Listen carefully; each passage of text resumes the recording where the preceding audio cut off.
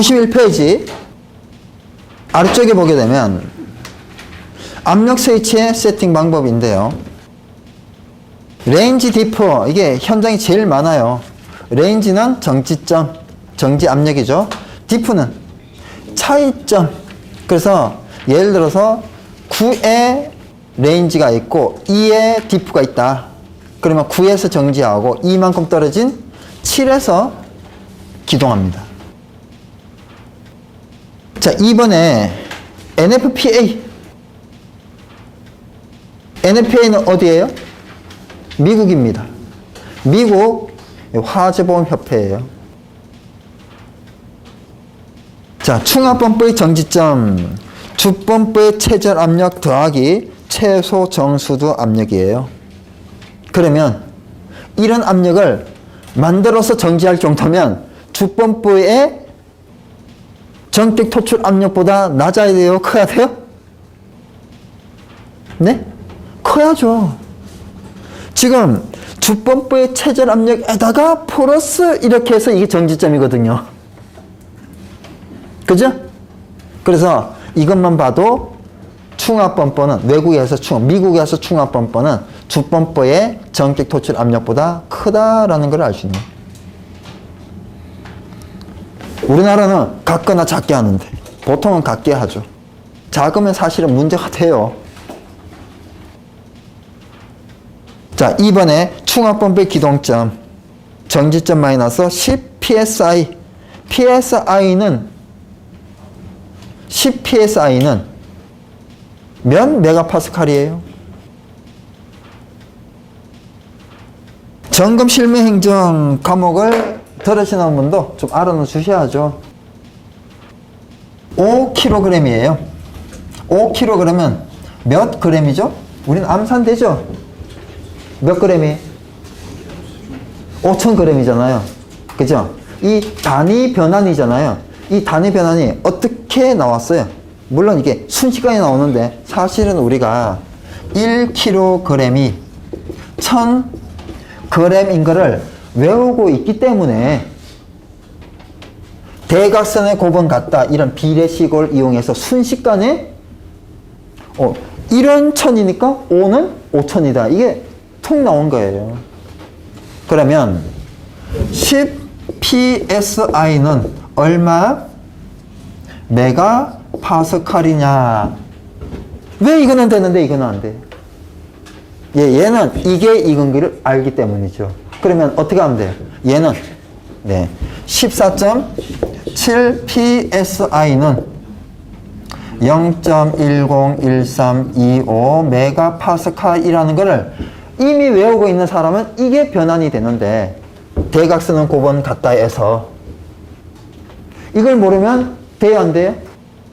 그래서 어떤 사람이 그럽니다. 나는 단위 변환이 안 돼가지고 유체가 어려워. 계산이 어려워. 그 얘기는 결국은 뭐예요? 아는 단위가 별로 없다는 얘기예요. 이거 쓴 것도 처음 봤을 수 있죠. 그죠? 사실은 별거 아니에요. 근데 모든 단위 변화는 하나의 원리예요.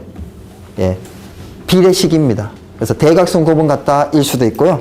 내항의 곱은 외항의 곱과 같다 일 수도 있어요. 다 비례식이니까. 근데 그걸 쓰려면 뭐 해야 돼? 단위를 많이 알아야죠. 그죠? 100개 알면 100문제가 풀리고 1000개 알면 1000문제가 풀리는데 내가 아는 단위가 10개밖에 안 되니까 10개밖에 안 풀리는 거예요. 공식 마찬가지죠. 나는 계산 문제가 너무나 어려워. 공식 아는 게 10개밖에 안 되는 거예요. 공식을 1000개를 알아봐요. 1000문제가 풀리죠. 네. 아무리 정리를 해도요, 공식이 1000개가 되질 않고요. 단위가 1000개를 되질 않아요. 가시수를 다 해봐야 제가 봤을 때는 공식이 한 100개? 단위가 100개도 안 될 거예요. 그래서 계속 정리하라고. 그래서 이 소방 공무원 분들이 소방시설관리사를 합격을 하려면 2차에서 뭐가 필요해요? 설계 및 시공이 필요하죠?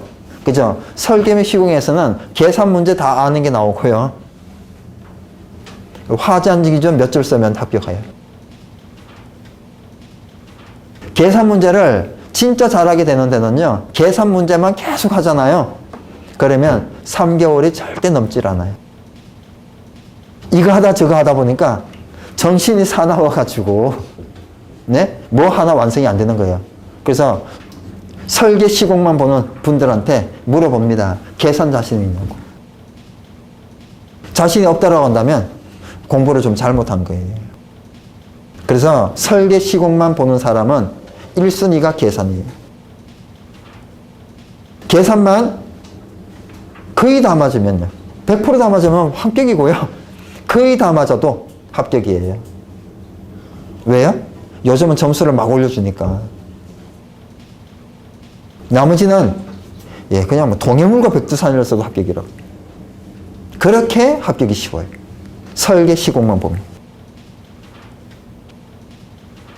점검 실무와 행정을 보면요, 합격이 어려워요. 외울 게 되게 많아요. 그건 다 암기해야 되니까. 화재 안전 기준 암기해야죠. 법규 암기해야지. 점검표 암기해야지.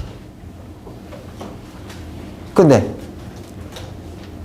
설계 시공을 보는 사람은요, 계산 잘해요.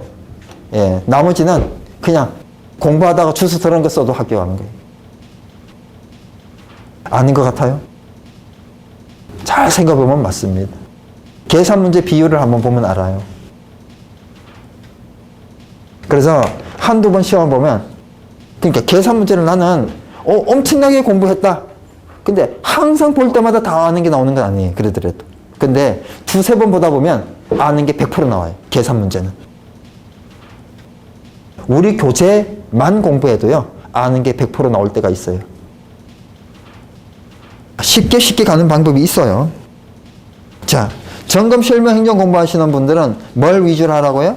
구심점이 화재 안전 기준이에요. 그래서 이 교재의 공통편에 뭐가 많아요? 화재 안전 기준이 많아요.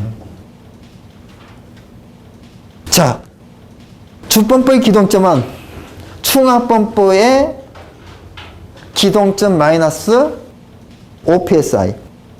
예비범법은요, 주범법 기동점 마이너스 10psi. 그죠? 자, 주범법이 예비범법의 정지는 수동으로 정지되도록 한다. 방법이 두 가지가 있어요.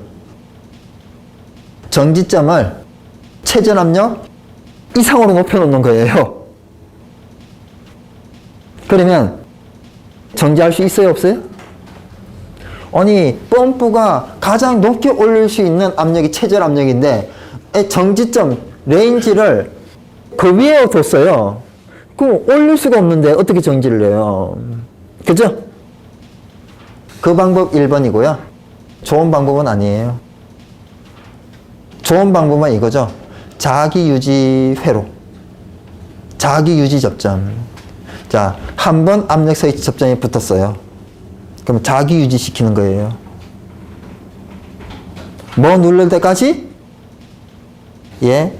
오프 스위치 누를 때까지 여자가 계속되어 있는 거죠. 그 방법을 요즘 많이 씁니다. 자, 여기에서 수치를 알면 더 좋고요. 최소한 뭐는 알아야 된다? 순서는 알아야 돼요. 순서. 이 순서가 뒤바뀌면 세팅 잘못된 거예요. 충합범법 정지, 충합범법 기동, 주범법 기동, 예비범법 기동. 이 순서가 바뀌면 안 돼요.